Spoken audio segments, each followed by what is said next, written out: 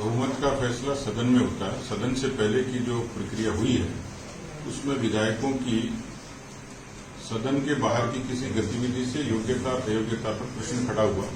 High court में भी आज जो यथास्थिति के आदेश हुए हैं और इसी तरीके से उच्चतम न्यायालय के यहां भी लंबित है। इस पूरे विषय की विस्तृत व्याख्या होनी है।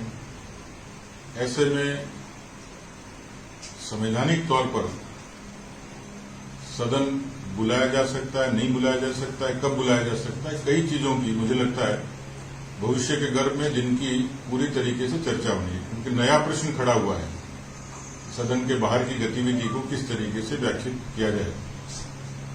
मैं कई दिन से देख रहा हूं मुख्यमंत्री जी की गतिविधियों को, और हम बहुत पहले से कहते आ रहे हैं कि ये तो अंधा आदमी बता देगा कि कांग्रेस का आपसी और अंदरूनी झगड़ा था, उसी के कारण ये परिस्थिति पैदा हुई है। कांग्रेस में सुख शांति होती, उनका घर एकजुट होता, तो शायद ये परिस्थिति पैदा नहीं होती। समस्या के कारण भी वही है और समाधान भी वही है। और अनेकों बार उन्होंने ये कहा है कि जो शब्दों का इस्तेमाल किया, उसके बाद बीच बीच में कांग्रेस के बड़े नेताओं के ट्वीट भी आते हैं, बयान भी आते हैं। मुझे लगता है कि इस राजस्थान के पूरे प्रकरण की और चिंता और चर्चा कांग्रेस के केंद्र तक है और केवल कांग्रेस के राजस्थान के विग्रह का सवाल नहीं है। मुझे लगता है कि इस घटना से कांग्रेस के नई पीढ़ी के लोगों में एक तरीके की हलचल हुई है।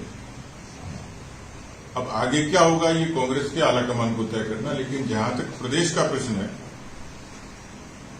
बहुमत होता तो वो कब के इस तरीके की परेड करा चुके होते, इतने दिन नहीं लगते।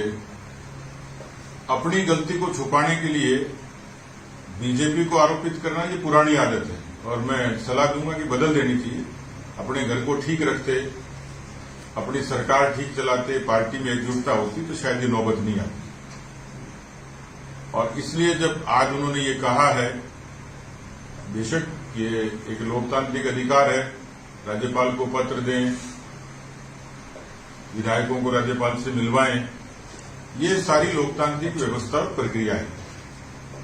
लेकिन राजभवन को घेर लेंगे, जनता घेर लेगी, तो जनता का 8 करोड़ जनता का जिक्र करते हैं तो क्या सारी जनता घेरेगी? क्या ऐसा प्रश्न खड़ा हो गया? क्या सरकारें अल्पमत में नहीं आती हैं या सरकारों को मौका नहीं मिलता है? आज नहीं तो कल उनको धैर्य से इंतजार करना चाहिए। क्या वो कानून से ऊपर है? क्या संविधान से ऊपर है? इसलिए हर व्यक्ति की अपनी अपनी संवैधानिक और कानूनी भूमिका है। मुझे लगता है कि उनको इतना अधीर नहीं होना चाहिए। जिस तरीके से वो वाणी से और लेखनी से अधीर हुए हैं, कभी अपनी पार्टी के नेता पर जिस तरीके की भाषा का इस्तेमाल करते हैं, या फिर ये साबित करने की कोशिश कर रहे हैं कि इसमें भारतीय जनता पार्टी या केंद्र की सरकार दोषी है, और वो अपने पत्र के माध्यम से इस तरीके का उल्लेख करते हैं।